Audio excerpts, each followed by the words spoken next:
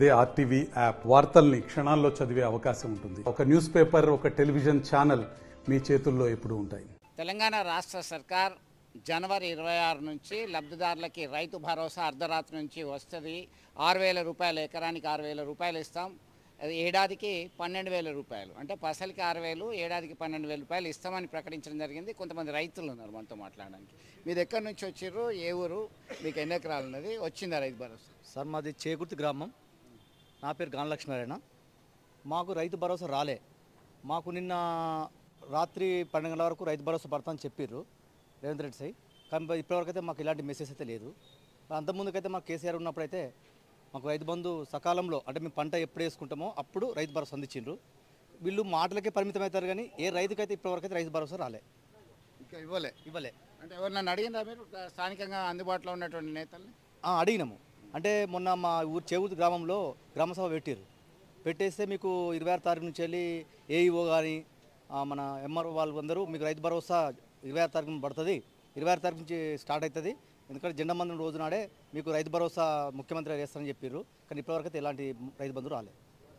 మీరు ఎక్కడి నుంచి వచ్చారు, మీకు వచ్చిందా? రాలేదు సార్, మాది పైడిపల్లి. మీకు ఇంతకుముందు వచ్చిందా రైతు బంధు? ఇప్పుడు రైతు భరోసా వచ్చిందా? ఇప్పుడు రాలే. కేసీఆర్ సార్ ఉన్నప్పుడు వచ్చింది, నాకు ప్రతిసారి వచ్చింది. పంట పెట్టుకునేటప్పుడు మాకు అవి అందు. ఇప్పుడు ఏది లేదు. ఆ 2 లక్షలు కూడా రుణమాఫీ కాలే. ఎందుకు కాలే రుణమాఫీ? ఇంకా ఏమో ఇక కొంతమందికి బాగా కాలే. మా ఊళ్ళో ఒక్క 100 మందికి దాకా కాలే. మరి అడిగినరా మీకు అధికారులు? వాళ్ళు వచ్చారు కదా, ఇప్పుడు ప్రజాపాలన అన్నారు, గ్రామ సభలు అన్నారు, దానికి పోయి అడిగారు? ఎరకలేదు, ఉన్నప్పుడు ఎత్తారు లేకపోతే లేదు అని బ్యాంకు సార్ కూడా అంటాను. ఏ ఊరు మీది? మాది పైడిపల్లి మండలం ఏంటి? వెల్గటూరు మండలం, పేరేంటి? బద్దిడి మల్లయ్య. సో కొంతమంది ఇంకా రైతు రుణమాఫీ వీరికి కాలేదంటున్నారు. ఆ చేగుర్తి గ్రామానికి చెందినటువంటి మరో రైతు మాత్రం రైతు భరోసా రాలేదు, ఎప్పుడు వస్తుందో తెలియదు. గతంలో అయితే టెన్షన్గా వచ్చేది, ఇప్పుడు ఇంకా రాలేదు, వాటి కొరకు చూస్తున్నాం అనేటువంటి మాట వారి నోటనే మనం విన్నాం.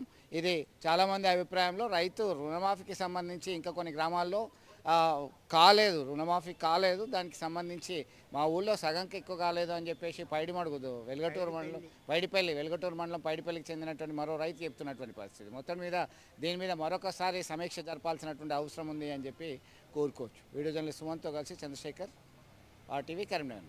మరిన్ని వీడియోస్ కోసం ఛానల్ ని సబ్స్క్రైబ్ చేయండి. లేటెస్ట్ అప్డేట్స్ కోసం వాట్సాప్ ఛానల్ ని ఫాలో చేయండి. అండ్ లింక్ డిస్క్రిప్షన్ లో ఉంది.